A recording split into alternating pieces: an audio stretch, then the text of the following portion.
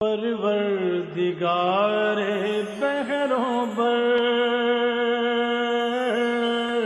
پروردگار بحروں بر۔ اعوذ باللہ من الشیطان الرجیم، بسم اللہ الرحمن الرحیم۔ ان اللہ وملائکتہ یصلون علی النبی یا ایہا الذین آمنوا صلوا علیہ وسلموا تسلیما۔ اللہم صلی علی سیدنا و نبینا و شفیعنا و مولانا محمد وعلی آل محمد وبارک وسلم۔ محترم خواتین و حضرات، السلام علیکم ورحمۃ اللہ۔ پیام صبح کے ساتھ ایک بار پھر حاضر میں ہوں آپ کا میزبان انیق احمد۔ قرآن کریم کے مختلف آیات پر ہم روزانہ بات کرواتے ہیں، اپنے ملک کے جید علماء سے سیکھتے ہیں، ان سے قرآن کریم کی ان آیات کے تعلق سے کہ اللہ تعالیٰ ہمیں کیا پیغام دیتا ہے، ہمیں قرآن کریم سے کیا روشنی ملتی ہے۔ ہمارے ملک کے ممتاز علماء تشریف لاتے ہیں اور ہماری علمی کمی کو دور کر دیتے ہیں۔ خواتین و حضرات، قرآن کریم کا پیغام ہے کیا، یہ بتاتے ہیں ہمیں۔ اللہ ہمارے علماء کو سلامت رکھے۔ آج ہم اپنے ملک کے ایک مقبول اور معروف عالم دین مفسر قرآن سے سورہ احزاب کی آیات 70 اور 71 پر بات کروائیں گے۔ اہل ایمان سے مخاطبت ہو رہی ہے۔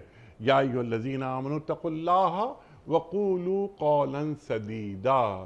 اہل ایمان سے کہا جا رہا ہے کہ تم اللہ کا تقوی اختیار کرو اور ٹھیک ٹھیک بات کیا کرو۔ یہاں پر اتقوا اللہ، تقوی، بہت گفتگو ہمارے پروگرام میں ہو چکی ہے، لیکن پھر ہم آج بھی رکھیں گے یہ بات کہ یہاں اہل ایمان سے اللہ تعالیٰ تقوی کا مطالبہ کر رہا ہے کہ دیکھو تقوی حاصل کرو۔ ایک سوال ہم یہ بھی رکھیں گے اپنے معزز مہمان کی خدمت میں کہ تقوی کو اللہ الگ رکھ رہا ہے اور قولوا قولا سدیدا، ٹھیک ٹھیک صاف صاف بات، اس کو الگ رکھ رہا ہے۔ تو ٹھیک ٹھیک بات، قول سدید، کیا یہ اتقوا اللہ تقوی میں شامل نہیں ہے؟ خواتین و حضرات، قول سدید کسے کہتے ہیں؟ کیا وہ قول، وہ بات کہ جس میں جھوٹ کا شائبہ تک نہ ہو؟ قول صادق ہم اور آپ سنتے ہوئے آئے ہیں، سنتے ہیں، بات کرتے ہیں، لیکن یہاں اللہ تعالیٰ قول صادق کی بات نہیں کرتا، قول سدید کی بات کر رہا ہے۔ تو قول صادق اور قول سدید میں کیا فرق ہے؟ ایک سوال ہم یہ بھی اپنے معزز مہمان کی خدمت میں رکھیں گے۔ خواتین و حضرات، اللہ تعالیٰ اجر دے رہا ہے، انعام دے رہا ہے کہ اللہ تمہارے اعمال سدھار دے گا اور تمہارے قصوروں کو معاف کر دے گا۔ جو شخص اللہ اور اللہ کے رسول صلی اللہ علیہ وآلہ وسلم کی اطاعت کرے گا فقد فاز فوزا عظیما، اس نے بڑی کامیابی حاصل کر لی۔ اللہ اکبر، اللہ اکبر۔ یہ بڑی کامیابی کسے کہتے ہیں؟ آج ہماری کامیابی کے معیارات کیا ہو گئے ہیں؟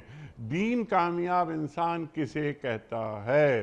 خواتین و حضرات، بہت سارے سوالات اس ذیل میں انشاءاللہ اٹھانے کی کوشش کریں گے اور سیکھیں گے محترم ڈاکٹر محمد حماد لکھوی صاحب سے۔ ڈاکٹر صاحب بڑا ممنون، بڑا شکر گزار، آپ تشریف لائے۔ ڈاکٹر صاحب پڑھاتے ہیں پنجاب یونیورسٹی میں، ایک دنیا کے آپ محبوب، آپ گفتگو فرماتے ہیں، لوگ غور سے آپ کی بات سنتے ہیں۔ ڈاکٹر صاحب آپ کا بڑا ممنون۔ آغاز کرتے ہیں پروگرام اللہ کے بابرکت نام سے، سورہ احزاب اور آیات 70 اور 71۔ اعوذ باللہ من الشیطان الرجیم، بسم اللہ الرحمن الرحیم۔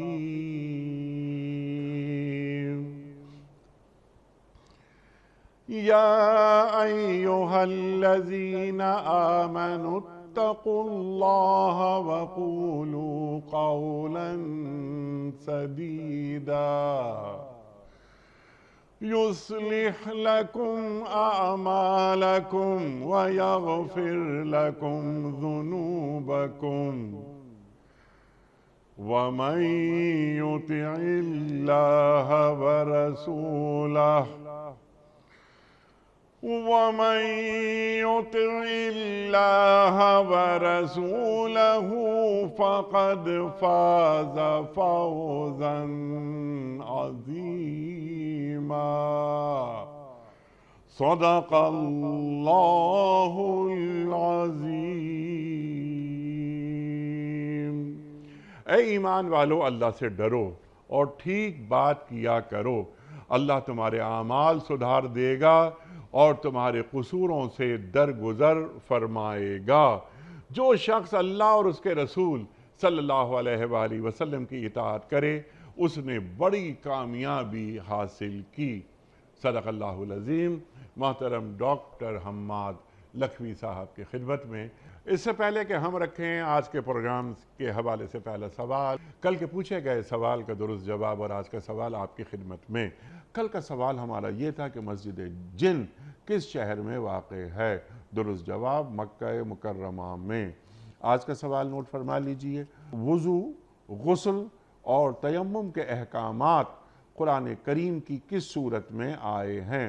سورہ مائدہ میں یا سورہ حج میں یا سورہ فرقان میں؟ جو درست جواب آپ سمجھتے ہو روانہ فرمائیے۔ ہمارے فون نمبرز ہیں 0092213452709۔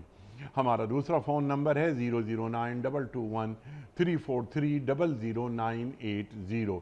ہمارا ای میل ایڈریس ps@dunyatv.tv، ہمارا SMS کا نمبر 3031 اور ہمارا واٹس ایپ کا نمبر ہے 0092321825019 ڈاکٹر صاحب ارشاد فرمائیے، اہل ایمان سے مخاطبت ہو رہی ہے۔ یا ایھا الذین آمنوا اتقوا اللہ وقولوا قولا سدیدا۔ ارشاد فرمائیے کہ اللہ کیا فرما رہا ہے؟ تقوی اور قولوا قولا سدیدا، ٹھیک ٹھیک بات، قول سدید کسے کہتے ہیں؟ ارشاد۔ بسم اللہ الرحمن الرحیم۔ سورۃ الاحزاب کے اندر اللہ کریم نے بہت سارے احکام بھی نازل فرمائے ہیں، نبی اکرم صلی اللہ علیہ وسلم کی چند خصوصیات، چند امتیازات بھی ارشاد فرمائے ہیں، اور اس میں اہل ایمان کو ہدایات بھی دی گئی ہیں۔ اور یہ والی جو آیت ہے یہ انہی آیات میں سے ہے جس میں اہل ایمان کو براہ راست ہدایات دی گئی ہیں۔ اگرچہ اس کو اگر سیاق و سباق سے ہٹ کر بھی دیکھا جائے تو بہت ہی جامع حکم ہے، بہت ہی جامع ہدایت ہے اور اس کا پوری زندگی کے ساتھ تعلق ہے، لیکن ایک تھوڑا سا اس کا جو تعلق سیاق و سباق کے حوالے سے وہ یہ ہے کہ اس سے ماقبل کی آیت میں نبی اکرم صلی اللہ علیہ وسلم کو ایذا پہنچانے کے حوالے سے بات ہوئی ہے کہ ایسے نہ بن جاؤ جن لوگوں نے نبیوں کو ایذا پہنچائی اور اس طرح کی قطعاً اس طرح کی کوئی حرکت نہ کرو۔ اور اس کے فوراً بعد یہ کہنا کہ قولوا قولا سدیدا، اللہ سے ڈرو اور سیدھی بات کیا کرو، تو اس کا مطلب یہ ہے کہ جب آپ اپنی بات کے اندر کسی بھی طرح کی کجی رکھتے ہو تو وہ ایذا کا باعث ہے۔ لہٰذا کبھی بھی نبی اکرم صلی اللہ علیہ وسلم کے سامنے یا پھر پورے معاشرے میں کسی کے ساتھ بھی تعلقات رکھتے ہوئے یا بات کرتے ہوئے قول سدید کا اہتمام کرنا چاہیے۔ یہ اس کا تعلق اس سیاق و سباق سے بھی ہے اور اہل ایمان کے عمومی اخلاق کے ساتھ بھی ہے۔ اب ہم جب یا ایھا الذین آمنوا اتقوا اللہ، یہ تو وہ عمومی ہدایت ہے جو قرآن حکیم میں جگہ جگہ جا بجا اللہ کریم نے بارہا ارشاد فرمائی ہے، اور کہا جاتا ہے کہ جو تقوی کا حکم ہے یہ کم و بیش قرآن حکیم میں مختلف اسالیب میں اللہ کریم نے 500 بار ارشاد فرمایا ہے، اور تقوی جو ہے اس کی اپنی تفصیلات ہیں۔ ان تفصیلات کی طرف جانے کی بجائے ہم اس کو خلاصے کی طرح، یعنی اس کا جو جسٹ ہے وہ اپنے ناظرین کے سامنے رکھ دیں کہ جب اللہ کریم بار بار تقوی کا حکم دیتا ہے، جب معاشرتی احکام کی بات ہوتی ہے تو اس کے ساتھ بھی واتقوا اللہ، جب حقوق اللہ کی بات ہوتی ہے تو بھی واتقوا اللہ، قانونی معاملات کی بات ہوتی ہے تو واتقوا اللہ، اور جب خطاب ہو رہا ہے اور بالکل ایک قولوا قولا سدیدا، یہ ایک معاشرتی نوعیت کا ایک حکم ہے، اور اس سے پہلے بھی اتقوا اللہ۔ تو اس کا معنی کیا ہے؟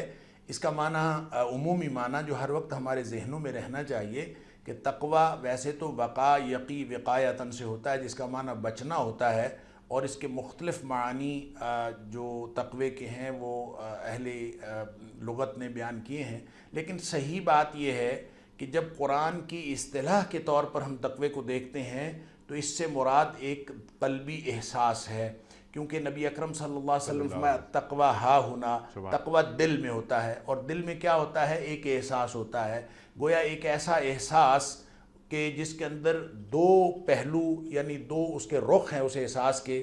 ایک رخ تو یہ ہے کہ میرے سے کوئی چھوٹے سے چھوٹا کام ایسا سرزد نہ ہو جائے جو اللہ کی ناراضگی کا باعث بن سکتا ہے، یعنی اللہ کی ناراضگی سے بچنے کا احساس ہر لمحہ۔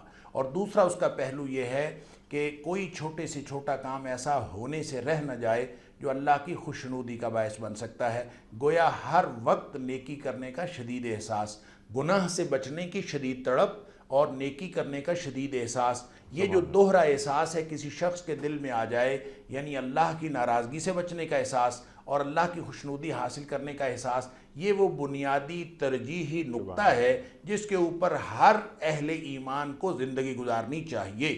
جس شخص نے اس ترجیحی نقطے کو پا لیا اپنے فکر اور عمل کے اعتبار سے، گویا کہ اس نے زندگی اپنی اللہ اور اس کے رسول صلی اللہ علیہ وسلم کے قانون کے مطابق گزارنا شروع کر دی۔ لہٰذا یا ایھا الذین آمنوا اتقوا اللہ کا معنی سادہ سا یہ ہے کہ اے وہ لوگو جو ایمان کا دعویٰ کرتے ہو، وہ اپنی زندگی اس ترجیحی نقطے پر گزارنا شروع کرو۔ ہر لمحہ تمہیں اللہ کی ناراضگی سے بچنے کا احساس ہونا چاہیے، اور ہر لمحہ اپنی ہر عمل سے اللہ کو راضی کرنے اور اس کی رضامندی کے حصول کی خواہش شدید قسم کی تڑپ ہونی چاہیے کہ مجھے اللہ کی رضامندی حاصل ہو جائے۔ یہ اگر زندگی گزرے گی تو اسی سے انسان کی انفرادی زندگی بہتر ہوتی ہے، اسی سے اجتماعی زندگی بہتر ہوتی ہے، معاشرتی، سیاسی، معاشی معاملات سب کا تعلق اسی کے ساتھ ہے۔ جب انسان کو یہ احساس ہو گیا تو اب پھر وہ تنہائی میں ہوگا، خلوت میں ہوگا، جلوت میں ہوگا، اس کی زندگی ٹھیک ہو جائے گی۔ سبحان اللہ، اب اس کے بعد اطاعت خداوندی۔ ڈاکٹر صاحب یہ بھی ہمیں آپ سکھا دیجئے، تعلیم کر دیجئے کہ اللہ تعالیٰ کی اطاعت کرنے میں اللہ سے محبت کا دخل زیادہ ہوتا ہے یا اللہ سے خوف کا؟ دیکھیں جو خوف ہے نا وہ اصل میں محبت ہی کا نتیجہ ہے، اس میں بنیادی طور پر محبت ہے۔ اللہ تعالیٰ کی ذات انتہا درجے کی محبت کرنے والی ذات ہے، اور وہ محبت کرنا ہی پسند کرتی ہے۔ اور والذین آمنوا اشد حبا للہ، جو اہل ایمان ہیں وہ ہر چیز سے، کائنات کی ہر چیز سے سب سے زیادہ وہ اللہ کی ذات سے محبت کرتے ہیں۔ جب کسی سے محبت کی جاتی ہے تو پھر اس کی ناراضگی سے ڈرا جاتا ہے، اس کی ناراضگی سے بچا جاتا ہے۔ یہ ہے وہ خوف، یہ کہ کہیں میرا اللہ جو ہم سے پیار کرتا ہے اور ہم اس سے پیار کرتے ہیں، کہیں وہ ناراض نہ ہو جائے، بس یہ خوف ہے، وگرنہ اللہ تعالیٰ کی ذات کوئی خوف دلانے والی ذات اچھا نہیں۔ ڈاکٹر صاحب اگر خوف کی جگہ ہم احترام کا لفظ رکھیں؟ نہیں، اصل میں احترام ایک الگ چیز ہے، اور احترام کے ساتھ محبت، خوف ہے کہ محبت، احترام جو آپ نے بات کی نا والذین آمنوا اشد حبا للہ، کہ مجھے اپنی ماں کا احترام ہے، مجھے اپنے والد کا احترام ہے، میں کوئی ایسی بات نہیں کرنا چاہتا کہ جس سے میری والدہ کی دل شکنی ہو، کوئی ایسی بات میں نہیں کرنا چاہتا کہ جس سے میرے والد کے ناراض ہونے کا احتمال ہو۔ اللہ تعالیٰ تو سب سے بڑا ہے نا، میرے عمل سے کوئی بات ایسی سرزد نہ ہو جائے کہ میرا اللہ مجھ سے ناراض ہو جائے۔ سبحان اللہ، تو یہ بالکل ایسا ہی ہے، اس میں یقیناً احترام ہے، محبت ہے، یہ سارے جذبے موجود ہیں، لیکن اگر وہ ناراض ہو گیا، یہ خدشہ یہ ذہن میں جو ہے، اسی کو خوف اور خشیت کہا جاتا ہے۔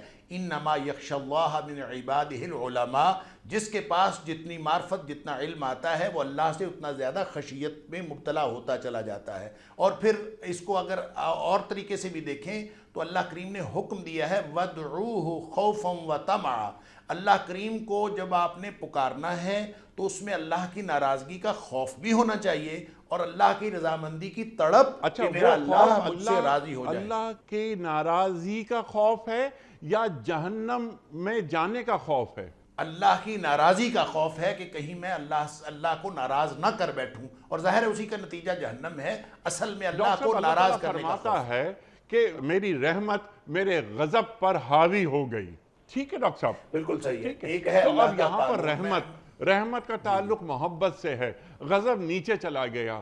تو میرا اور اللہ کا تعلق ایسا ہونا چاہیے کہ جو مبنی بر محبت ہو. اصل میں بات اس میں یہ ہے کہ صرف اگر ایک طرف کی بات ہم ذہن میں رکھیں تو یہ آدھا ایمان ہے، نصف ایمان سے تعلق رکھتی ہے، جس کو ہم محبت کہیں یا جس کو ہم صرف احترام کہیں، جس کو امید کہیں، جس کے اندر خوف بھی ہو اور جس کے اندر امید بھی ہو. ابن قیم فرماتے ہیں کہ مومن کے دو پر ہوتے ہیں، ایک بیم اور ایک رجا. خوف اور امید وہ تو ہم ساتھ چلتے ہیں. میں تو صرف اپنا تعلق اللہ سے، میں اس پر آپ سے بات کروانا چاہ رہا ہوں. میں اسی لیے عرض کر رہا ہوں کہ الایمان بین الخوف والرجاء، ایمان خوف اور امید کے درمیان ہوتا ہے. اگر آپ صرف اللہ سے امیدیں رکھیں تو یہ جو صرف اللہ سے امید رکھنی ہے اور اللہ کے خوف سے بالکل بے نیاز ہو جانا ہے کہ اللہ کی ناراضگی جو ہے اس کے بارے میں انسان کو کبھی کوئی احساس ہی نہ ہو اور کبھی اس کا خطرہ نہ ہو، تو پھر انسان سیدھے رستے پر رہ نہیں سکتا. جب تک اللہ کی ناراضی اور اللہ کی ناراضگی کے بارے میں اس کو یہ ہمیشہ خطرہ رہے کہ کہیں میرا اللہ ناراض نہ ہو جائے، اس کی ناراضی سے بچنے کا جو طریقہ ہے، جو بچنے کی تڑپ ہے، اسی کا نام خوف ہے. اس کو آپ احترام کہہ لیں، اس کو آپ محبت کہہ لیں، اس کو آپ جو بھی کہہ لیں. جی ہاں. اب جب ہم اس سے آگے بڑھتے ہیں کہ اتقوا اللہ کے بعد فوراً بات فرمایا وقولوا قولا سدیدا. جس کے دل میں یہ تڑپ ہوگی، اس کے اندر ایک جو مختلف ٹریٹس پیدا ہوتے ہیں، جو مختلف اس کے اندر کیپیبلٹیز پیدا ہوتی ہیں، جو اس کے اندر خصوصیات اور خوبیاں پیدا ہوتی ہیں، ان میں سے ایک خوبی ہے اور یہ حکم بھی ہے وقولوا قولا سدیدا، کہ ہمیشہ جو بات کیا کرو وہ نہایت سیدھی اور درست کیا کرو. یہ جو سدید ہے، قول سدید، اس کو آپ یوں کہہ لیجئے کہ آپ نے شروع میں ایک انٹرو میں بات کہی تھی کہ کیا ہر سچی بات جو ہے وہ سیدھی بات ہوتی ہے؟ ہر سچی بات سیدھی نہیں ہوتی. سچ جو ہے وہ ایک تو جھوٹ ہے اور ایک ہے سچی بات کرنا. تو جھوٹ تو ہے ہی جھوٹ، وہ تو حرام ہے، مومن کا اس کے ساتھ تعلق ہی کوئی نہیں ہے. اور مومن اگر جھوٹا ہے تو وہ مومن نہیں ہے، اور مومن ہے تو وہ جھوٹا نہیں ہے. نبی اکرم صلی اللہ علیہ وسلم نے صاف فرما دیا کہ آپ سے پوچھا گیا کیا یکون المومن کذابا، کیا مومن جھوٹا ہو سکتا ہے؟ نبی اکرم صلی اللہ علیہ وسلم لا، کبھی جھوٹا نہیں ہو سکتا. اور ایک دوسری حدیث میں آتا ہے یتبع المؤمن علی کل خلق، مومن کے اندر ہر قسم کا معاشرتی یا رویے کا یا اخلاقی عیب ممکن ہے. کنجوس ہو سکتا ہے، بزدل ہو سکتا ہے، کم گو ہو سکتا ہے، بڑبولا ہو سکتا ہے، اس کے اندر سارا کچھ ہو سکتا ہے، لیکن دو باتیں نہیں ہو سکتی، الا الخیانہ والکذب. بددیانتی مومن کے اندر نہیں ہو سکتی اور جھوٹ نہیں ہو سکتا. لہٰذا اگر کوئی شخص بددیانت اور جھوٹا ہے تو وہ اس کا ایمان کے ساتھ کوئی تعلق نہیں ہے. اب یہاں جو فرمایا گیا قولوا قولا سدیدا، تو اس کا مطلب ہے جھوٹ کوئی شخص بولے تو وہ تو ہے ہی جھوٹ، وہ تو قول سدید سے دور ہے ہی. لیکن جو شخص سچی بات کر رہا ہے اور سچی بات کرتے ہوئے بھی اس کو کوئی کسی قسم کا ولفیئر، اس کے اندر کسی قسم کی کجی، کسی قسم کا انحراف، جو دوسرے کو ابلاغ ہوتے ہوئے، یعنی آپ سچ بول رہے ہیں، دوسرے شخص کو جو ابلاغ ہو رہا ہے وہ صحیح نہیں ہو رہا، تو یہ بات بھی قول سدید کے خلاف ہے. نبی اکرم صلی اللہ علیہ وآلہ وسلم نے ایک دعا سکھائی. حضرت علی رضی اللہ تعالیٰ عنہ فرماتے ہیں کہ مجھے نبی اکرم صلی اللہ علیہ وسلم نے دعا سکھائی. مسلم شریف کی حدیث ہے کہ حضرت علی رضی اللہ تعالیٰ عنہ فرماتے ہیں نبی پاک صلی اللہ علیہ وسلم نے دعا یہ سکھائی اللہم اہدنی وسددنی، کہ آپ یہ دعا کیا کرو کہ اللہ مجھے ہدایت دے اور مجھے سیدھے رستے پر رکھ، سددنی، مجھے سیدھا کر دے. اور پھر نبی پاک صلی اللہ علیہ وسلم فرمایا کہ جب یہ دعا کرنی ہے تو وَذْكُرِ الْهُدَىٰ، اپنی ہدایت کو یوں یاد کرنا ہے، ہدایت الطریق، ایسی ہدایت جو رستے کے اوپر، یعنی ایسا سیدھا رستہ، سدادن، اس کی سیدھ ایسی ہو، سداد السہم، جس طرح سے تیر سیدھا ہوتا ہے، بالکل اس کو وہ یاد رکھو کہ تیر کس طرح سے سیدھا ہوتا ہے. اب یہ تیر سیدھا ہونے کی، یہ چونکہ نبی اکرم صلی اللہ علیہ وسلم کا فرمان ہے، لہٰذا جو اہل لغت نے سہم سدید کی ایک اصطلاح استعمال کی ہے اور یہ بہت معروف تھی عرب کے کلچر میں، تو اس سے یہ بات سمجھ میں آ جاتی ہے کہ جب ہم سہم سدید کہتے ہیں تو اس کا مطلب یہ ہوتا ہے کہ ایک چیز جب تیر جب نشانے پر لگایا جاتا ہے، تیر فائر کیا جاتا ہے، تو فائر ہونے والے پوائنٹ سے لے کر جس پوائنٹ تک وہ فائر ہوتا ہے، وہاں جا کے لگتا ہے ٹارگٹ تک، یہ راستے میں کبھی ادھر ادھر نہیں جاتا، بلکہ اس کا ایک سیدھا راستہ ہوتا ہے. یہ جاتا ہے اور یوں سیدھا چلا جاتا ہے. ایک اس کا راستہ ہے جو سیدھا جاتا ہے، یعنی ایک جگہ سے لے کر دوسرے نقطے تک پہنچنا، اور دوسرا اس کی اپنی حیت ہے تیر کی کہ وہ بھی بالکل سیدھا ہوگا تو وہ نشانے پر جائے گا، وگرنہ وہ نشانے پر جا نہیں سکتا۔ اس سے یہ نتیجہ نکلتا ہے نبی اکرم صلی اللہ علیہ وسلم کے اس فرمان سے کہ قول سدید وہ بات ہوتی ہے جو کرنے والے سے لے کر اس شخص تک جس تک پہنچ رہی ہے اس کا ابلاغ وہی ہو جو کہنے والے کے دل میں ہے۔ اگر وہ کہنے والے کے دل میں بھلے سچی بات ہو، کہنے والے کے دل میں کوئی اور بات ہو، اور جس کو پہنچائی جا رہی ہے سننے والے کے تک پہنچے تو وہ کچھ اور اس کا مفہوم بن جائے، تو وہ قول سدید نہیں ہے۔ لہٰذا ہر سچی بات سیدھی نہیں ہوتی، جھوٹ تو ہے ہی جھوٹ۔ لہٰذا جب آپ اہل ایمان آپس میں گفتگو کریں، آپ باہمی معاملات کریں، تو وہ قول سدید پر مبنی ہوں گے، تو اتنی زیادہ سمپلسٹی آئے گی، آپس میں محبت پیدا ہوگی، ایک دوسرے کے ساتھ تعلقات سارے کے سارے قول سدید کے اوپر مبنی ہے۔ اس لیے نبی اکرم اس لیے اللہ کریم نے قرآن کی اس کی اگلی آیت میں فرمایا یصلح لکم اعمالکم، اسی سے تو سارے اعمال کی اصلاح ہوتی ہے۔ آپ صرف اور صرف آپس میں قول سدید کی عادت ڈال لیں، اس سے آپ دیکھیں کہ پھر اس کے نتائج معاشرتی طور پر کیا نکلتے ہیں۔ سبحان اللہ کہ اپنی گفتگو میں ذرہ برابر بھی ابہام نہ ہو، اور وہ گفتگو مبنی بر سچ ہے، سچ میں بھی کوئی ابہام نہ ہو۔ اللہ اکبر، آپ نے بالکل وضاحت کر دی یہ بات۔ اچھا ڈاکٹر صاحب، یہاں پر اللہ تعالیٰ فرما رہا ہے کہ یا ایھا الذین آمنوا اتقوا اللہ وقولوا قولا سدیدا، تو یہ اتقوا اللہ، اللہ کا تقوی اختیار کرو، اس کو الگ رکھا گیا، اور قولوا قولا سدیدا، ٹھیک ٹھیک سچی سچی بات کرو، اس کو الگ رکھا گیا۔ تو سیدھی سیدھی سچی بات کرنا، قول سدید کا اظہار کرنا، کیا یہ الگ چیز ہے اور تقوی الگ چیز ہے؟ تقوی جو ہے وہ تو میں نے پہلے عرض کر دیا کہ نبی پاک صلی اللہ علیہ وسلم کی ہوئی ڈیفینیشن کے مطابق وہ قلبی احساس ہے۔ جب وہ قلبی احساس ہے تو اس کا جو عملی اظہار مختلف اعمال سے ہوتا ہے، ان میں سے ایک عمل قول سدید۔ سبحان اللہ سبحان اللہ۔ اور تقوی ایک مکمل پیکیج ہے۔ تقوی ظاہر ہے وہ اس کا تعلق ایک عمل کے ساتھ تو نہیں ہے، تقوی کا تعلق پوری زندگی کے ساتھ ہے۔ جب اس کے اندر سے جتنے اعمال انسان تقوی کی بنیاد پر سر انجام دیتا ہے، ان میں سے ایک عمل قول سدید ہے۔ اس کا مطلب یہ نہیں ہے کہ صرف قول سدید جو ہے وہ تقوی ہے اور باقی ساری چیزیں اس کے اندر شامل نہیں ہیں۔ تقوی جیسے آپ نے فرمایا مکمل پیکیج ہے، پوری زندگی کا عمل ہے۔ جب وہ ایک ترجیحی نقطہ ذہن میں ہو گیا تو آپ ہر عمل سے پہلے کیا کریں گے؟ ہر عمل سے پہلے، ہر زبان کھولنے سے پہلے، ہر لفظ بولنے سے پہلے، ہر قدم اٹھانے سے پہلے، ہر ہاتھ ہلانے سے پہلے، آپ ہر آنکھ اٹھانے سے پہلے آپ یہ سوچیں گے کہ اس بات میں میرا اللہ راضی ہے کہ ناراض۔ جب آپ اس بات کو ملحوظ رکھیں گے تو اس کا مطلب ہے پوری زندگی جو ہے وہ ایک خاص ٹریک پر چل پڑے گی۔ جیسے نبی پاک صلی اللہ علیہ وسلم نے فرمایا جیسے سہم سدید ہوتا ہے، جیسے سیدھا تیر جاتا ہے، اس طرح سے اپنی زندگی ٹھیک کر لو۔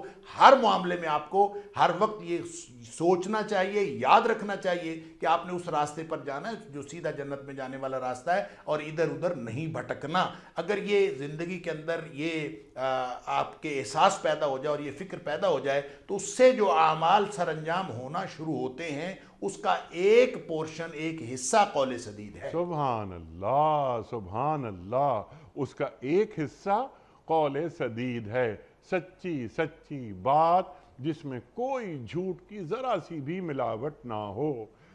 لیکن اللہ تعالیٰ کو ڈاکٹر صاحب جو مطلوب ہے ہم سے، وہاں بھی یا ایھا الذین آمنوا ہے کہ یا ایھا الذین آمنوا اتقوا اللہ حق تقاتہ ولا تموتن الا وانتم مسلمون۔ اللہ تعالیٰ کا تقوی اختیار کرو، وہ تقوی اختیار کرو کہ جو اللہ تعالیٰ کو مطلوب ہے، جو اللہ کا حق ہے۔ اللہ اکبر۔ لیکن اللہ تعالیٰ کتنا ہم سے محبت کرتا ہے۔ اللہ فرما رہا ہے کہ فاتقوا اللہ ما استطعتم، جتنی تم میں استطاعت ہے اتنا تقوی تو اختیار کرو۔ اللہ اکبر۔ اچھا یہاں پر یہ قولوا قولا سدیدا کی بات ذرا اس کو آگے اور بڑھاتے ہیں، یعنی یہ آداب گفتگو، اس میں سب سے بڑا وصف ایک خطیب کا، ایک انسان کا یہ ہونا چاہیے کہ اس کی گفتگو میں سچ ہو، اس کی بات میں کہیں بھی ابہام نہ ہو۔ یہ جو ہم سچ بولتے ہیں یہ ہمیں ڈاکٹر صاحب اللہ سے ملا دیتا ہے۔ یہ کتنا بڑا وصف ہے۔ اور آپ نے کیا اچھی بات فرمائی شروع میں کہ ایک مسلمان میں کئی خامیاں ہو سکتی ہیں جو کہ نہیں ہونی چاہیے۔ اللہ کے رسول فرما رہے ہیں صلی اللہ علیہ وآلہ وسلم، لیکن ایک مومن کبھی جھوٹا نہیں ہو سکتا، کبھی بددیانت نہیں ہو سکتا۔ اللہ اکبر۔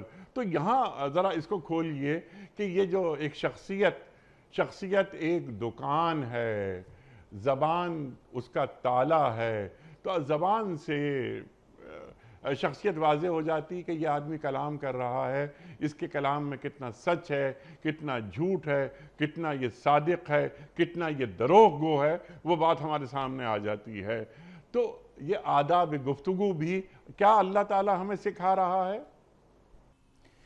اصل میں یقیناً یہ آداب گفتگو میں سے ہے، لیکن اس کا تعلق عملی زندگی کے ساتھ بھی ہے۔ ظاہر ہے جب آپ زبان کھولتے ہیں، آپ زبان سے ہی دوسروں کے ساتھ گفتگو کر رہے ہوتے ہیں، گفتگو سے ہی آپ کے سارے معاملات طے ہو رہے ہوتے ہیں، اور ان معاملات کی جو آپ چاہے لین دین کے معاملات ہوں، چاہے معاشرتی معاملات ہوں، سب کا تعلق ظاہر ہے کہ اس کی ابتدا تو گفتگو سے ہی ہوتی ہے۔ اور جب آپ گفتگو اور الفاظ درست بولیں گے تو اس سے گویا آپ کے کردار کی سچائی بھی اسی کے ساتھ منسلک ہے۔ میں یہ عرض کروں کہ نبی اکرم صلی اللہ علیہ وآلہ وسلم نے جو ہمیں ہدایات دی ہیں اس سے ایک بات سمجھ میں آتی ہے کہ دیکھیں، ایک تو یہ قول سدید کا پورا فلسفہ سمجھ میں آ جاتا ہے، وہ یہ ہے کہ ایک تو یہ ہے کہ آپ کسی شخص کے ساتھ جھوٹ بولیں۔ جو شخص کسی کے ساتھ جھوٹ بولتا ہے وہ تو اس کا گناہ بھی الگ ہے، اس کی شناعت بھی الگ ہے، اور اس کی جو معاشرت کے اوپر اور معاشرے کے اوپر جو اثرات ہیں، اور جس کے ساتھ آپ جھوٹ بول رہے ہیں اس کے جو اثرات ہیں وہ بالکل الگ ہیں۔ اور ظاہر ہے جھوٹ تو ہو نہیں سکتا کہ وہ جیسے نبی پاک صلی اللہ علیہ وسلم والکذب یہلک، کہ یہ جو جھوٹ ہے یہ تو برباد کر کے رکھ دیتا ہے، آپ کے سارے معاملات معاشرتی طور پر انجام آخرت ہر چیز برباد ہو جاتی ہے۔ اور الصدق ینجی والکذب یہلک، جو سچائی ہے وہ نجات دیتی ہے اور جھوٹ جو ہے وہ ہلاک کر دیتا ہے، وہ تو ایک الگ معاملہ ہے۔ اب مسئلہ یہ ہے کہ قول سدید جہاں نہ ہو وہاں کیا ہوتا ہے؟ جہاں قول سدید نہیں ہوتی وہاں بات کے اندر آپ دوسرے کو اصل میں ٹریپ کرنے کی کوشش کر رہے ہوتے ہیں، دھوکہ دینے کی کوشش کر رہے ہوتے ہیں، کوئی ایسا طرز عمل آپ نے اختیار کیا ہوتا ہے کہ جب آپ بات کے ابہام سے کوئی نہ کوئی فائدہ لینے کی کوشش کر رہے ہوتے ہیں۔ یہ جو کس بات کے ابہام سے کسی چیز کا فائدہ لینا، اسی کو نبی اکرم صلی اللہ علیہ وسلم نے غش کہا ہے، اسی کو آپ نے خداع اور خدیعہ کہا ہے، یا پھر آپ نے المکر کہا ہے۔ دیکھیں، آپ کسی کو کوئی شخص جو ہے، یہ دنیا میں صلاحیتیں اللہ تعالیٰ نے مختلف لوگوں کو مختلف دی ہوئی ہیں، کوئی بہت چرب زبان ہوتا ہے، کوئی بہت جو ہے وہ کم گو ہوتا ہے۔ ہو سکتا ہے کوئی ایک شخص اپنی چرب زبانی سے، جس کو ہم سمارٹ کہتے ہیں، بڑا سمارٹ آدمی ہے، یہ تو جناب بندوں کو چارتا ہے، یہ ایسا کرتا ہے، یہ ایسا کرتا ہے۔ یہ ساری چیزیں جو ہیں، جب اگر آپ اپنی گفتگو میں جھوٹ شامل کیے ہوئے ہیں تو وہ ایک الگ بات ہے۔ اگر سچی بات کر کے بھی آپ سمارٹ بن رہے ہیں، لوگوں کو دھوکہ دے رہے ہیں کسی بھی طور پر، تو یہ سارا کا سارا جہنم کی طرف لے کے جانے والا ہے۔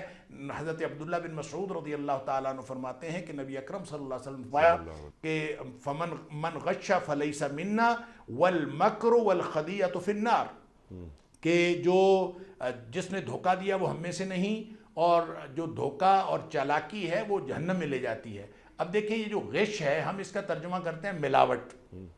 حقیقت بات یہ ہے کہ جب ہم لغت میں دیکھتے ہیں تو غش کا معنی ہے الخدیعہ، کہ اس کا معنی ہے دھوکہ دینا، اور دھوکہ یہ خدیعہ یہ ہوتا ہے کہ آپ کے دل کے اندر کوئی اور بات ہو اور آپ اس کو چھپا کر کچھ اور ظاہر کر رہے ہوں، اور جب کچھ اور ظاہر کر رہے ہوتے ہیں تو وہ سچ کے ذریعے سے بھی ظاہر ہو رہا ہو تو وہ دھوکہ تو دھوکہ ہے۔ اگلا بندہ اگر اس سے ڈیسیو ہو رہا ہے تو یہ دھوکہ ہے، اور ظاہر ہے کہ وہ آپ چلاکی کے ساتھ، لفظوں کی ہیرا پھیری کے ساتھ، وہ جھوٹ کے ساتھ کریں، جھوٹ کے بغیر کریں، وہ ہر اعتبار سے وہ مومن کے ساتھ کرنا یہ ہے ہی جھوٹ۔ اور آپ کو معلوم ہے کہ من غش فلیس منا یا من غشنا فلیس منا، یہ نبی اکرم صلی اللہ علیہ وسلم نے اس وقت فرمایا تھا۔ اس کا جو شان ورود ہے کہ آپ جا رہے تھے مارکیٹ میں، اور بالکل اس کا جو محل ہے اور موقع ہے جب نبی پاک صلی اللہ علیہ وسلم کی بات فرمائی، وہ عملی نوعیت کا ہے کہ آپ نے ایک شخص کو دیکھا کہ اس نے وہ غلہ بیچ رہا تھا، آپ نے اس کے غلے کے اندر ہاتھ مارا تو اندر سے گیلا تھا، تو آپ نے اس سے پوچھا کہ یہ کیا ہے؟ پھر آپ نے فرمایا کہ من غش فلیس منا یا من غشنا فلیس منا،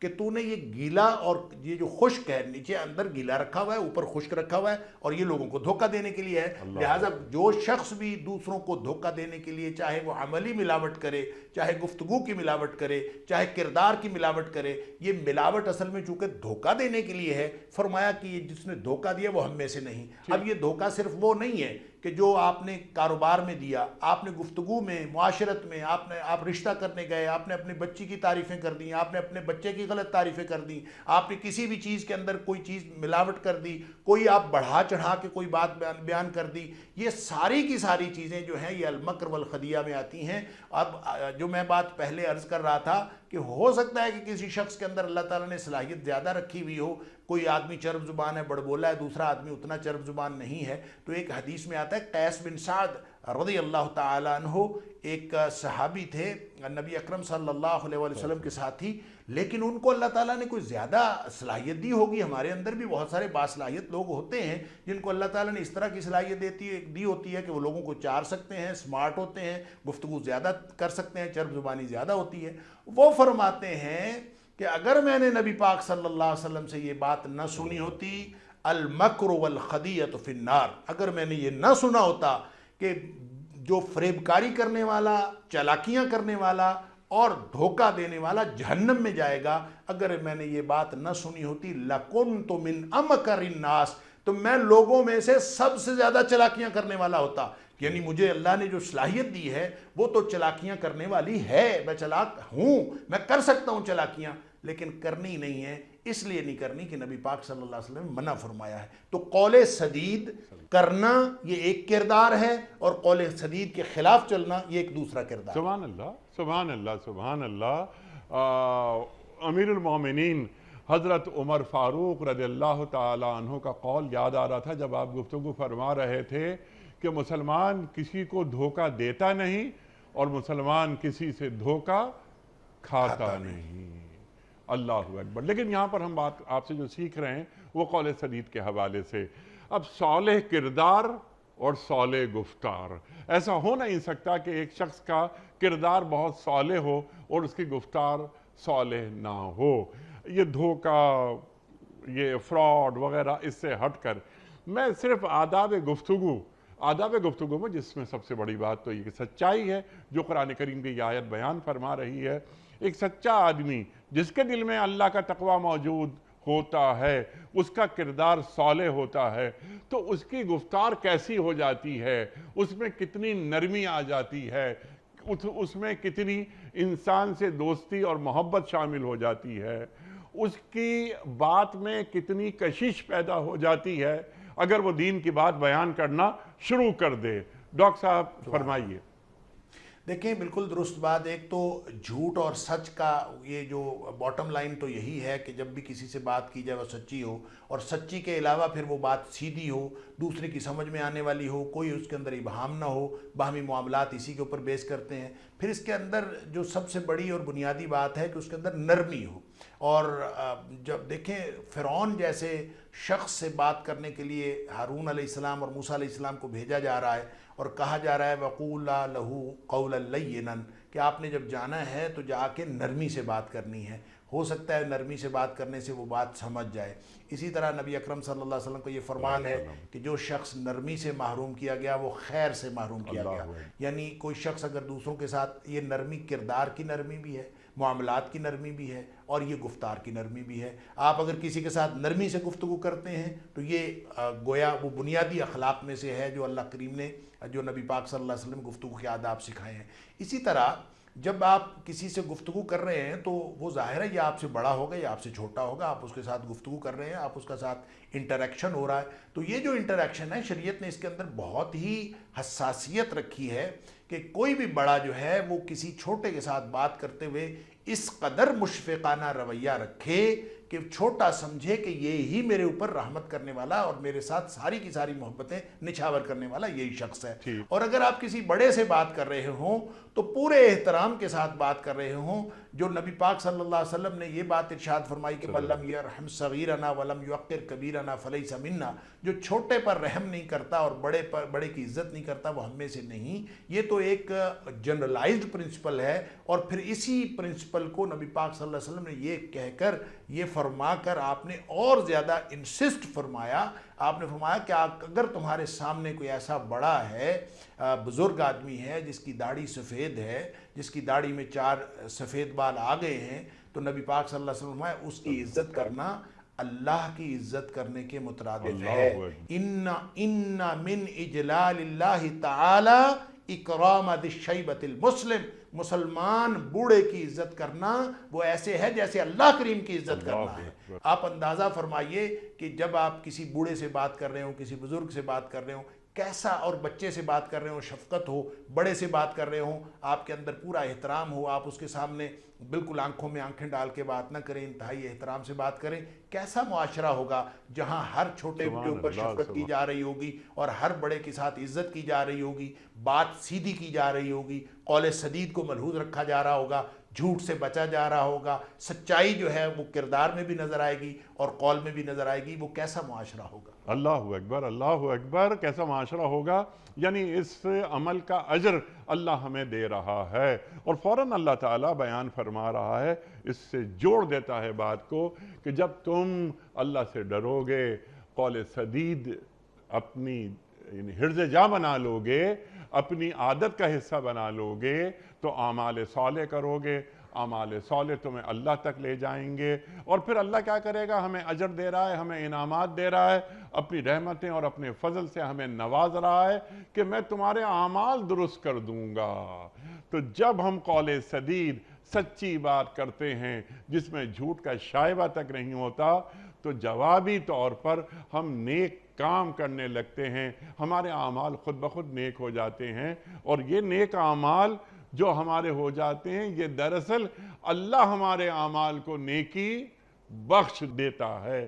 ڈاکٹر صاحب، اچھا، اس میں یہ بات ٹھیک ہے، آپ نے بہت اچھی ڈائمنشن ارشاد فرمائی کہ اللہ تعالیٰ اعمال صالح بنا دیتا ہے اور انسان کو نیکی کی توفیق عطا فرماتا ہے، یہ بہت اچھی ڈائمنشن، اور واقعتاً اللہ تعالیٰ جب آپ اللہ کا تقوی دل میں رکھتے ہیں اور اس ترجیحی نقطے پر زندگی گزار رہے ہوتے ہیں کہ اللہ کی ناراضگی سے بچنا ہے اور اللہ کی رضامندی حاصل کرنی ہے، اور ساتھ ہی ساتھ آپ قول سدید والی گفتار اور کردار رکھتے ہیں، تو اس کے بعد آپ کو نیکی کی توفیق ملنا شروع ہو جاتی سبحان ہے۔ اللہ۔ لیکن اس کے ساتھ اس کا دوسرا مفہوم بھی ذہن میں رکھنا چاہیے جو خاص طور پر معاشرتی حوالے سے ہے، یصلح لکم اعمالکم۔ اصلاح کا مطلب درستگی بھی ہے کہ اللہ تعالیٰ تمہارے تمام اعمال درست فرما دے گا۔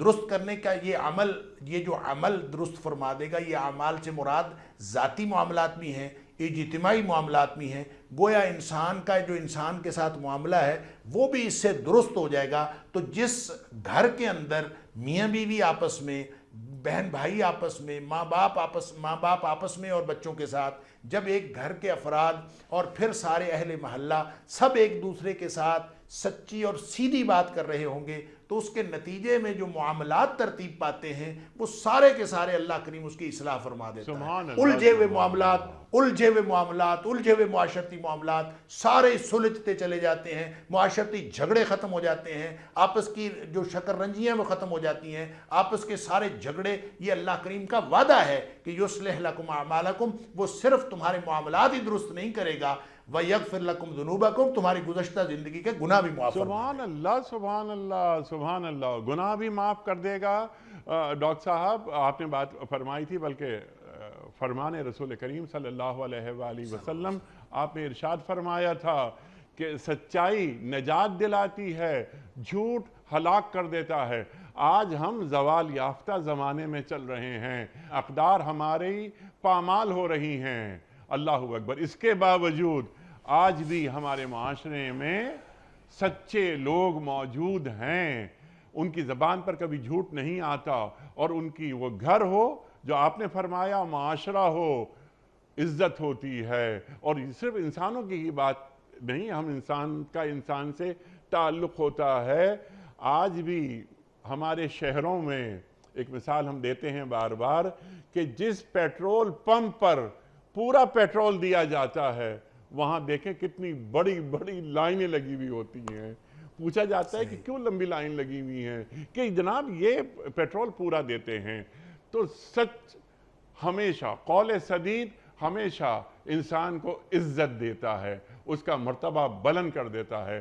معاشرے میں آج بھی جھوٹے لوگوں کی عزت نہیں ہوتی، اگر ہوتی بھی ہے تو وقتی طور پر یا ان کے سامنے ہو جاتی ہے، ان کے پیچھے انہیں گالیاں دی جاتی ہیں۔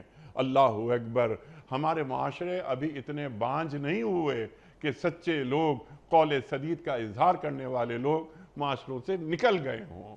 ڈاکٹر صاحب اب یہ آخری حصہ ہے، وقت بھی ختم ہو رہا ہے ہمارے پروگرام کا، ارشاد فرمائیے اب یہاں پر اطاعت اللہ کی اور اللہ کے رسول صلی اللہ علیہ وآلہ وسلم کی اطاعت، دونوں اطاعتوں کو الگ رکھا گیا ہے، حالانکہ قرآن کریم فرماتا ہے کہ من یطع الرسول فقد اطاع اللہ، جس نے رسول کی اطاعت کی اس نے اللہ کی اطاعت کی۔ جس اللہ یہاں فرما رہا ہے کہ جس نے اللہ کی اور اللہ کے رسول صلی اللہ علیہ وآلہ وسلم کی اطاعت کی اس نے بڑی کامیابی حاصل کر لی۔ اللہ اور اللہ کے رسول صلی اللہ علیہ وآلہ وسلم کی اطاعت کے بعد انسان کون سی کامیابی حاصل کرتا ہے؟ اس کو چونکہ ساری بات ہماری پیچھے معاشرتی حوالے سے زیادہ ہو رہی ہے اور اس کا کانٹیکسٹ بھی کسی حد تک یہ ہے، تو میں اسی حوالے سے عرض کروں گا کہ دیکھیں نبی اکرم صلی اللہ علیہ وسلم کا طریقہ تھا کہ آپ نکاح کے خطبے میں اور دیگر خطبات میں بھی یہ 4 آیات آپ تلاوت فرمایا کرتے تھے۔ ان 4 آیات میں سے 2 آیات یہ ہیں، یعنی ایک تو سورہ آل عمران کی ہے حق تقاتی ولا تموتن یا ایھا الذین آمنوا اتقوا اللہ حق تقاتی ولا تموتن الا وانتم مسلمون، اور پھر سورہ نساء کی پہلی آیت، اور 2 آیات یہ ہیں جو نبی اکرم صلی اللہ علیہ وسلم اور آج ارشاد بھی فرمایا نکاح کرتے میں تھے۔ یہی پڑھی جاتی ہیں آیات، اور آج بھی نکاح میں یہی پڑھی جاتی ہیں، اور اس کا بڑا سادہ سا مفہوم اور بہت سادہ سا تناظر ہے جو ہم سب کو اس مفہوم کے ساتھ تفہیم بھی حاصل ہونی چاہیے اور اس کو اپنے کردار میں بھی شامل کرنے کی کوشش کرنی چاہیے کہ دیکھیں ایک تو قول سدید ہوگا، معاملات آسان اور سیدھے ہو جائیں گے، اللہ تعالیٰ معاملات درست فرمائے گا اور گزشتہ زندگی کے گناہ بھی معاف فرما دے گا۔ پھر قانون بتا دیا، اب یہ اس کا تعلق میاں بیوی سے، معاشرتی زندگی سے۔ پھر قانون کیا بتایا کہ اب جو نئی زندگی شروع ہونے جا رہی ہے میاں بیوی کی، اور پھر عمومی طور پر جو لوگ بھی زندگی گزار رہے ہیں، اگر وہ زندگی گزارنے کا یہ رنگ ڈھنگ رکھیں گے کیا کہ فَمَن يُطِعِ اللَّهَ وَرَسُولَهُ، جو اللہ اور اس کے رسول صلی اللہ علیہ وسلم کی اطاعت میں زندگی گزاریں گے، ان کی زندگی کا پورا جو خلوت جلوت ہر چیز اللہ اور اس کے رسول صلی اللہ علیہ وسلم کی اطاعت میں ہوگی، فقط فاز فوزا عظیما، دنیا آخرت کی ساری کامیابیاں جو ہیں ان کے قدم چومیں گی۔ یہ گویا یہاں پہ ایک بنیادی حقیقت بتائی جا رہی ہے۔ رہ گئی وہ بات جس کی طرف آپ نے اشارہ فرمایا اپنے سوال میں کہ کیا اللہ کی اطاعت اور اللہ کے رسول صلی اللہ علیہ وسلم کی اطاعت، دیکھیں یہ دونوں اپنی اپنی جگہ مستقل اطاعتیں ہیں۔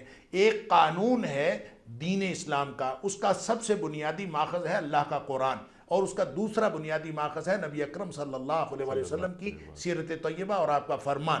لہٰذا اطیعوا اللہ و اطیعوا الرسول، اس 2 اصولوں کے بغیر کوئی دین نہیں ہوتا۔ دین ہے ہی اللہ اور اس کے رسول صلی اللہ علیہ وسلم کی اطاعت کا نام۔ لیکن جو بات آپ نے فرمائی اور آیت کا حوالہ دیا وَمَن یُطِعِ الرَّسُولَ فَقَدْ أَطَاعَ اللَّهَ، یہ اس کی پریکٹیکل شیپ ہے، اس کی پریکٹیکلٹی ہے، اس کا عملی پہلو ہے کہ جب آپ اللہ کے رسول صلی اللہ علیہ وسلم کی اطاعت کر رہے ہوتے ہیں تو یہ نہ سمجھیں کہ اللہ کریم کی کوئی اطاعت کے اندر کوئی کمی آ رہی ہے۔ نبی پاک صلی اللہ علیہ وسلم کو اللہ کریم نے بھیجا ہے، اور اللہ کریم نے نبی پاک صلی اللہ علیہ وسلم کو پورا قانون دے کے بھیجا ہے، پوری اتھارٹی دے کے بھیجا ہے، تو اللہ کی اطاعت اصل ہے، نبی پاک صلی اللہ علیہ وسلم کی اطاعت اللہ کے حکم سے ہے۔ لیکن اب نبی پاک صلی اللہ علیہ وسلم کی اطاعت اس قدر اتھارٹی حاصل کیے ہوئے ہے کہ جو شخص نبی پاک صلی اللہ علیہ وسلم کی اطاعت کرے گا وہ گویا اللہ کی اطاعت بھی کر لے گا۔ لہٰذا اتباع بھی نبی پاک صلی اللہ علیہ وسلم کی ہے اور اطاعت بھی نبی کریم صلی اللہ علیہ وسلم کی ہے۔ اب کسی نے زندگی گزارنی ہو تو وہ مدینہ طیبہ میں نبی پاک صلی اللہ علیہ وسلم کے گزرے ہوئے 11 سال دیکھے گا، اور وہ مکہ مکرمہ میں نبی پاک صلی اللہ علیہ وسلم کی نبوی زندگی کے 13 سال دیکھے گا۔ اب وہاں کی زندگی سے وہ سارا کا سارا دین، آپ بولتے تھے دین بنتا تھا، آپ کچھ کہتے تھے دین بنتا تھا، آپ کچھ لوگوں کو کر کے بتاتے تھے وہ دین بنتا تھا، آپ لوگوں کے صحابہ کرام کے کسی بھی طرز عمل کو درست یا غلط قرار دیتے تھے، دین بنتا تھا۔ یہ سارا دین نبی اکرم صلی اللہ علیہ وسلم نے سکھایا صحابہ کرام کو۔ لہٰذا آج کسی نے یہ دیکھنا ہو کہ میں نے اطیعوا اللہ و اطیعوا الرسول کی عملی شکل دیکھنی ہے تو وہ صحابہ کرام کو دیکھ لے اور نبی پاک صلی اللہ علیہ وسلم کی حیات طیبہ کو دیکھ لے۔ جو شخص اس طرح سے زندگی گزارے گا یہ ہے کامیابی کا وہ راستہ، فقط فاز فوزا عظیما، وہ عظیم کامیابی حاصل کر لے۔ سبحان اللہ سبحان اللہ۔ وہ صحابہ کرام کو دیکھ لے رضوان اللہ تعالی اجمعین کہ انہوں نے اللہ کے رسول صلی اللہ علیہ وآلہ وسلم سے دین کیسے لیا۔ اللہ اکبر، اس طریقے کو اپنائے، صحابہ کے نقش قدم پر چلے، کیونکہ یہی نقش قدم اللہ کے رسول صلی اللہ علیہ وآلہ وسلم کے نقش قدم تک لے جاتے ہیں۔ اچھا ڈاکٹر صاحب، میرا ایک سوال درمیان میں یہ بھی تھا، جو یہاں فقط فاز فوزا عظیمہ کی بات ہو رہی ہے، آپ نے بات فرمائی کہ اس نے بڑی کامیابی حاصل کی جس نے اللہ اور اللہ کے رسول صلی اللہ علیہ وآلہ وسلم کی اطاعت کی۔ اطاعت آپ نے واضح کر دی بات۔ بڑی کامیابی، آج ہم جسے بڑی کامیابی سمجھتے ہیں اور سمجھ رہے ہیں، یہاں کس کامیابی کی بات ہو رہی ہے اور قرآن کسے بڑی کامیابی قرار دیتا ہے؟ دیکھیں، اس کو آپ جوڑ لیں قول سدید کے ساتھ۔ جو شخص دنیا میں کامیابیاں لیتے ہیں، مال و جائیداد حاصل کرتے رہتے ہیں، چھوٹے چھوٹے مقاصد کے لیے جھوٹ بھی بولتے ہیں، لوگوں کو دھوکہ بھی دیتے ہیں، اور وہ جو حاصل کرتے ہیں وہ کیا ہے؟ زیادہ سے زیادہ وہ یہاں کا مال و دولت حاصل کر لیں گے، کوئی اقتدار حاصل کر لیں گے، اور یہاں پہ جتنا اقتدار کے لیے اور حب جاہ و مال کے لیے جتنا جھوٹ بولا جاتا ہے، وہ اللہ تعالیٰ معاف کرے، شاید کسی اور مقصد کے لیے جھوٹ نہیں بولا جاتا۔ ہر شخص جو ہے وہ یہ حاصل کرنے کے لیے اسی کو کامیابی قرار دیتا ہے، حالانکہ اللہ کے ہاں جو کامیابی ہے، یہ جو فوزا عظیمہ ہے، ایک ہوتی ہے فوز، ایک ہوتی ہے فلاح، اور ایک ہوتی ہے نجات۔ قرآن حکیم نے یہ تینوں الفاظ استعمال فرمائے ہیں۔ نجات، اللہ کے عذابوں سے بچ جانے کا نام نجات ہے، اللہ کے انعامات کا مستحق ہو جانا فلاح ہے، اور وہ جو مقام اللہ کریم نے جنت الفردوس کے اندر کسی شخص کا درجہ بنایا ہے، اس کو حاصل کر لینا فوز ہے۔ یوں کہہ لیں نجات اور فلاح کا جو مجموعہ ہے وہ، یا اس کا جو نتیجہ ہے، وہ فوز کہلاتا ہے۔ اس قرآن کہتا ہے فَمَنْ زُحْزِحَ عَنِ النَّارِ وَأُدْخِلَ الْجَنَّةَ فَقَدْ فَازَ، جو جہنم سے بچا لیا گیا اور جنت میں داخل کر دیا گیا، فقد فاز، وہ ہے اپنے اصل اس معاملے، اصل اپنے درجے پر متعین ہو گیا جو اللہ کریم نے اس کا درجہ بنایا ہے۔ ہم اردو میں بھی استعمال کرتے ہیں، فائز ہو گیا، فلاں مقام پر فائز ہو گیا، فلاں کرسی پر، فلاں منصب پر فائز ہو گیا۔ تو اللہ نے جنتیوں کے لیے مختلف مناصب رکھے ہیں، بڑے درجے رکھے ہیں۔ تو جس درجے پر اللہ نے کسی کو لے جانا ہے، جب وہ اس درجے پر فائز ہو جاتا ہے، تو یہ سب سے بڑی کامیابی ہے کہ انسان جہنم سے بچ کر جنت میں اس درجے پر فائز ہو جائے جو اللہ کریم نے اس کے لیے رکھا ہے۔ سبحان اللہ، سبحان اللہ۔ ڈاکٹر صاحب، میں آپ کا بڑا شکر گزار، بڑا ممنون، آپ تشریف لائے اور یہ سورہ احزاب کی آیات 70 اور 71 پر تفصیلی گفتگو آپ نے فرمائی۔ اللہ آپ کو اچھا رکھے ڈاکٹر صاحب۔ یہاں وقت مکمل ہو گیا ہمارے آج کے پروگرام کا۔ آپ جانتے ہیں کہ مزید گفتگو ہو سکتی ہے ان آیات پر، لیکن انشاءاللہ مزید گفتگو ہوگی آپ سے، لیکن موٹی موٹی باتیں آپ نے بیان فرما دیں۔ خواتین و حضرات، اللہ تعالی ہمارے علماء کو سلامت رکھے۔ کوئز، کل کا سوال، اس کا جواب، آج کا سوال، قرآن دازی، کراچی میں کوئی مہمان نہیں، انشاءاللہ وہ میرے ہی ہاتھوں ہوگی، وہ بھی ابھی یہ مراحل باقی ہیں۔ کل کا سوال ہمارا یہ تھا کہ مسجد جن کس شہر میں واقع ہے؟ درست جواب مکہ مکرمہ میں۔ آج کا سوال نوٹ فرما لیجئے۔ وضو، غسل اور تیمم کے احکامات قرآن کریم کی کس صورت میں آئے ہیں؟ سورہ مائدہ میں، یا سورہ حج میں، یا سورہ فرقان میں؟ جو درست جواب آپ سمجھتے ہو روانہ فرمائیے۔ ہمارے فون نمبرز ہیں 0092214527009۔ ہمارا دوسرا فون نمبر ہے 009221343000980۔ ہمارا ای میل ایڈریس ps@dunyatv.tv، ہمارا SMS کا نمبر 3031، اور ہمارا واٹس ایپ کا نمبر ہے 0092321825019 قرآن دازی، اور یہ پرچی میں نے نکال لی ہے۔ محمد صابر صاحب ہیں اسلام آباد سے، محمد صابر صاحب اسلام آباد سے آپ کی خدمت میں دنیا ٹی وی کی جانب سے دینی کتب پر مشتمل گفٹ ہیمپر آپ کی خدمت میں بذریعہ کوریئر روانہ کیا جا رہا ہے۔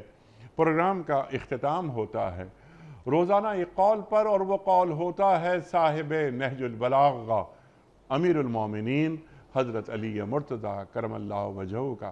آپ فرماتے ہیں کہ جب بھلائی کو دیکھو تو اسے حاصل کر لو، اور جب برائی کو دیکھو تو اس سے منہ پھیر لو۔ سبحان اللہ سبحان اللہ۔ اپنے میزبان انیق احمد کو کل تک کے لیے اجازت دیجیے۔ خدا حافظ۔ پروردگار بحروں بر